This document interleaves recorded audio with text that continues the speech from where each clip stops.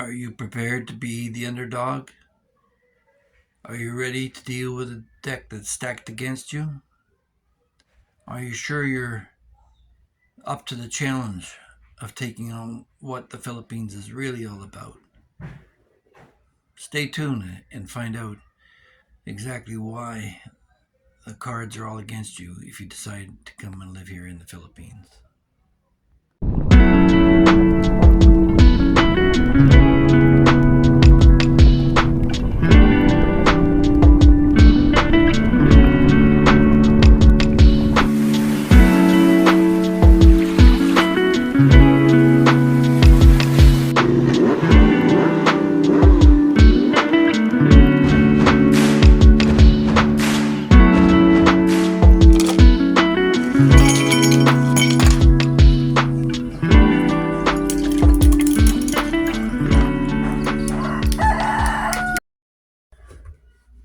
It's a stacked deck. If you're a foreigner here in the Philippines, you have to be aware that the odds are all against you. And in this video, I'll go over some of the issues that may have been skipped over by other bloggers, or maybe they're unaware of the laws and the culture here in the Philippines. First of all, let's start off with your Filipina and where she came from. She came from a Philippine culture, not a North American culture. And with that, there are laws here in the Philippines that reflect family life. That's why marriage is forever. There's no such thing as divorce. Abortion is illegal. And there's even an adultery law that allows your wife to kill you if she catches you in bed with somebody and get away with it scot-free. But be sure to watch the end of the video so you'll catch all the nuances and things that will ensure you will not be successful here in the Philippines if you have aspirations of controlling your situation, which you cannot. Let's start off with her family. Article 332 of the Penal Code here in the Philippines guarantees that family members can steal from each other without any criminal recourse. Yes, they can apply civilly if they want to chase after for recovery or compensation, but this includes theft, swindling, and malicious mischief. So if you're thinking about marrying a Filipina, you better be darn sure that her family is going to work with you on this. Otherwise, you're going to be stuck with a situation of criminal liability exemption from spouses, your wife, her descendants, and her parents, and relative in laws that are maybe living with you, and even a widowed spouse who's claiming property from her deceased loved ones, and any in laws living with you. So, when you think you're not going to take care of her family, wrong, buddy. It's written in the law under 332 that they can come right onto your property, steal your lynchon from your wedding ceremony, and basically you're going to be suffering financial abuse from that point forward. Now, you couple with that with the fact that foreigners cannot own property. The closest you'll get is the illusion of ownership through a condominium, which is a unit within the building, but the land it sits on will never be yours. And when I say never, if you decide to become a Filipino, that's going to take at least 10 years to apply for citizenship, and it can be extended or reduced. It can be involved in the politics of the country and what they decide to do with you. But you cannot be involved in the politics of the country and risk extradition or deportation if you participate in any protests or whatever. You can get a job here. It's a process through your ACR card, but it's easier to set up your own business. But even that is stacked against you. 60% of Filipino ownership is required for all businesses. So if you decide to split the ownership with you owning 40%, maybe two Filipinos owning 30% each to guarantee you have the larger voice of any individual one. Remember, they can always gang up on you and take control of your company. So poof, that's gone. Now, you can get away with this if you have invested 5,000 in a business. That's $5,000 in a business where you export outside the country. 60% of your products are exported. Otherwise, it's $100,000 investment for a pioneer business, something new and that would create a new industry for the Filipinos. And beyond that, otherwise than that, it's $200,000. So consider that if you're looking at opening a business here. Now, you'll need an ACR card, which you get on your second visa extension, and that's your accreditation as a tourist, and it will allow you to open a bank account and to get a driver's license or register a car or a bike.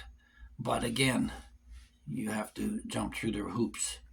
And after 6 months here, you're trapped on the other side of the levee now, where your Filipino has to pay to go work abroad.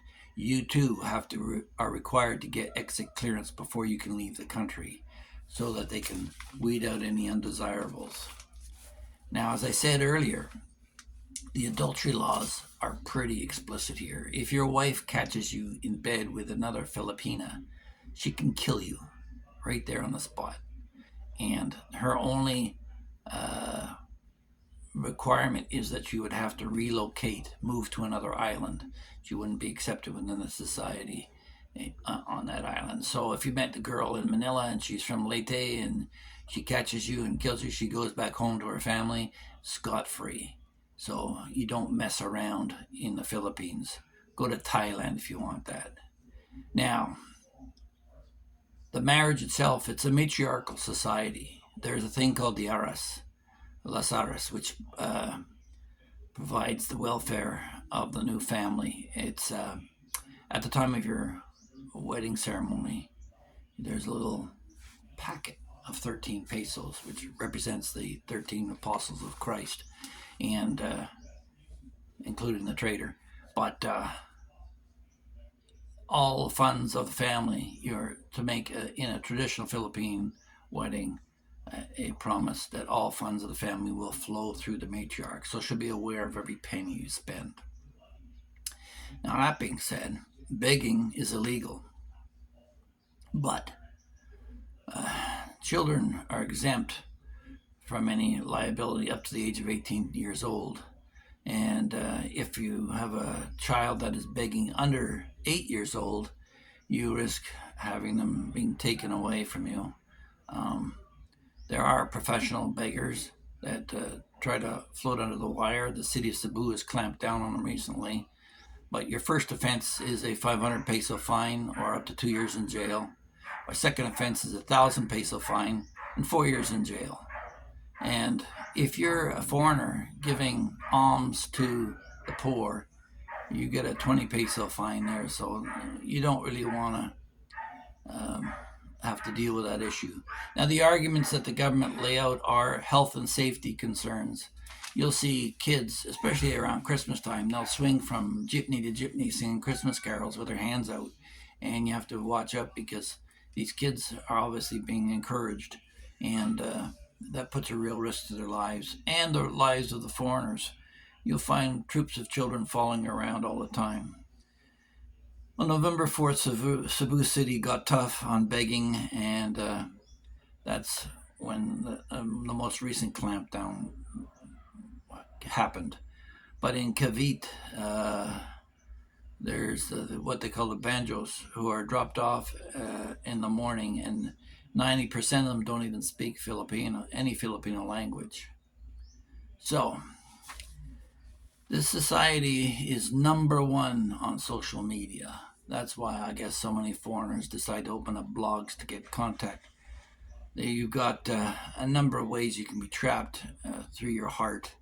And many Filipinos are taking advantage of these websites, because otherwise they would never get a chance to meet a foreigner being out in the province. But if they can get an internet access, there's things like Filipino Love, Filipino Cupid, Asia Dating, OK Cupid, Bumble, Tinder, Eastern Honeys, the Lucky Date, what Meet Femmes, and Hello Pinoy. And 71% of Filipinos know somebody who's met somebody online, and half of Filipinos use dating apps to find a spouse. But you will be taken advantage of. The court system is designed to prejudicially favor the Filipino, but saying that, you'll come across dating scams, what they call the skin tax here, simply because you're a foreigner. It's assumed you're rich, and you can't argue that. Um, you'll be sold cheap goods and services to where things aren't delivered. You'll be subject to extra charges. And then you'll find beggars masquerading as vendors selling towels and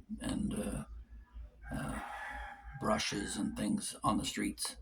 But this goes on and on and on. Even when you take your motorcycle to the store, they'll throw a cardboard on your seat to stop it from keeping warm, just so they can squeeze a few pesos out of you. They just take over the parking lots if they're not supervised. And that's why you'll find guys with shotguns in front of banks and 7-Elevens all the time to keep them away.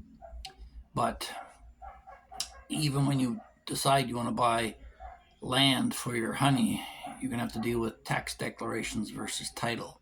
And it could take years to work the title process out, because anyone can come out of the woodwork and claim title on the property you're sitting on. And coupled with this is the age of the population. Half the population is under 30. So there's a remarkable amount of immaturity amongst the population, just given their stage of their life. That's why you're going to have the combative, aggressive nature of young boys on motorcycles, karaoke going on at 2 o'clock in the morning. All that stuff is normal. But they appear to have a potlatch mentality that we have in the indigenous people of Western Canada, where they'll blow everything on an event, be it a wedding or party, whatever. Yes, it's more fun in the Philippines because they live for today. In fact, they've got a thing called, was it Barrios or something? Hi, guys. If I could just interject for a moment here and thank all the new subscribers who joined us, and ask you to consider subscribing if you haven't in the past. It costs you nothing, and try it out. See what the topics I cover, if it's of interest to you. Halfway through the week, you have to give them pay in advance, because they just cannot make it to the end of the week without some money. They live that close to being broke all the time. So, having said that,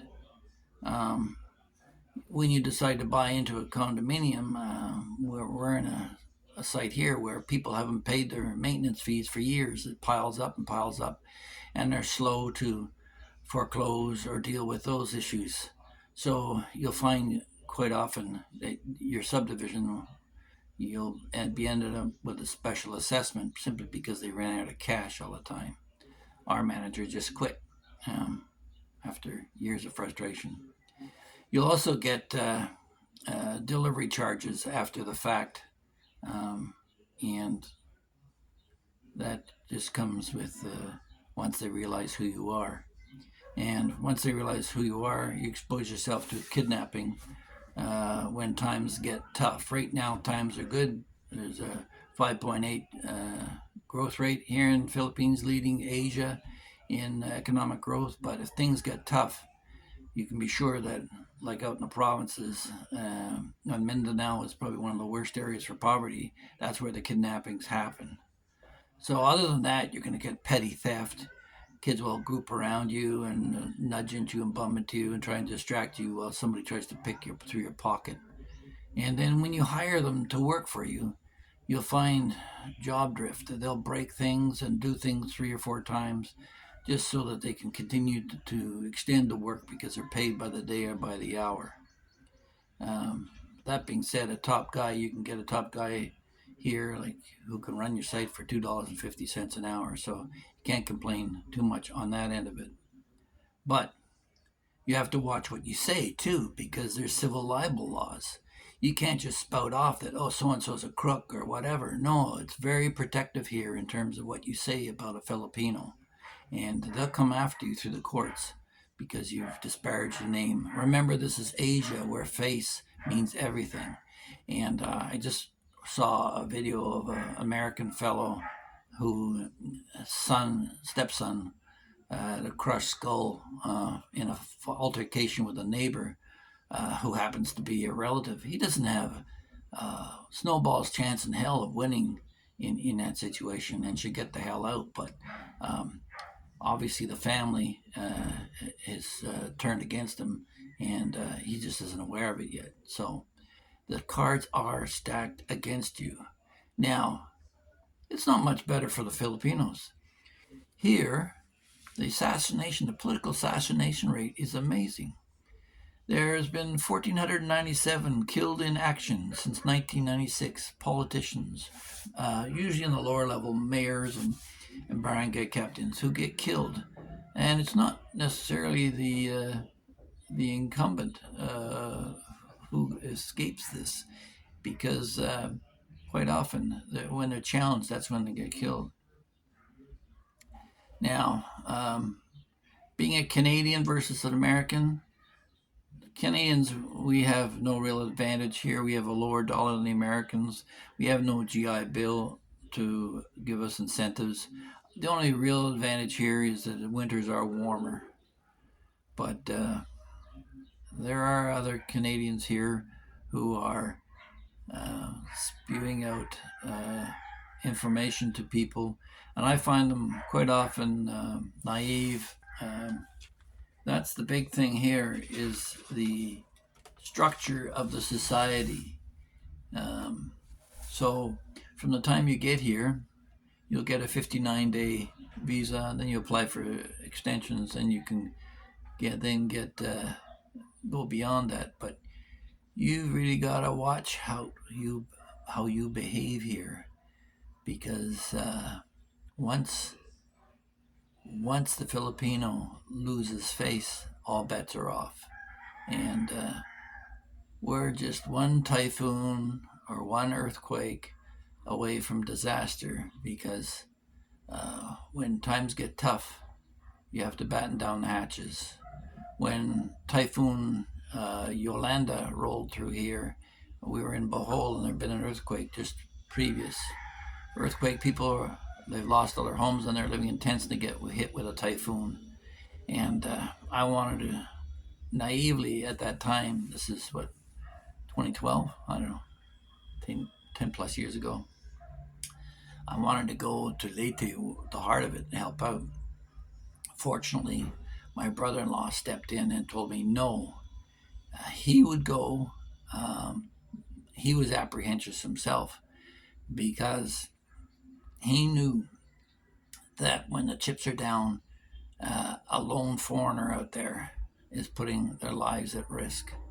So this is one of the reasons why I choose to live in Cebu, because in your larger metropolitan areas, certainly areas affluent as Cebu, you've got a chance to make it here with your Filipina, because society here is used to having foreigners who live here year round, and you're not off in the provinces alone somewhere where you're at the mercy of her family and her in-laws.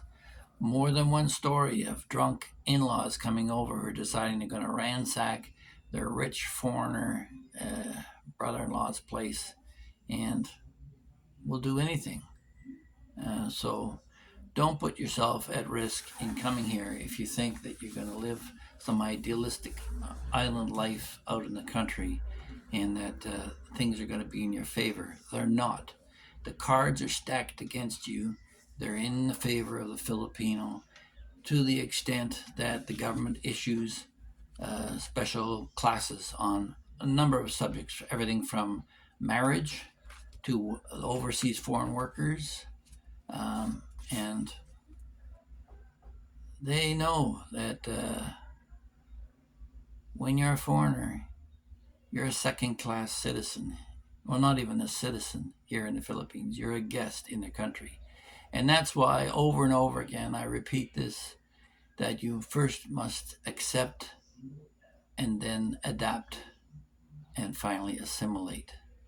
But assimilation is a long process. It could take you a decade. Um, so if you're one who doesn't like change, if you're adverse to any kind of risk in your life, I wouldn't suggest coming here.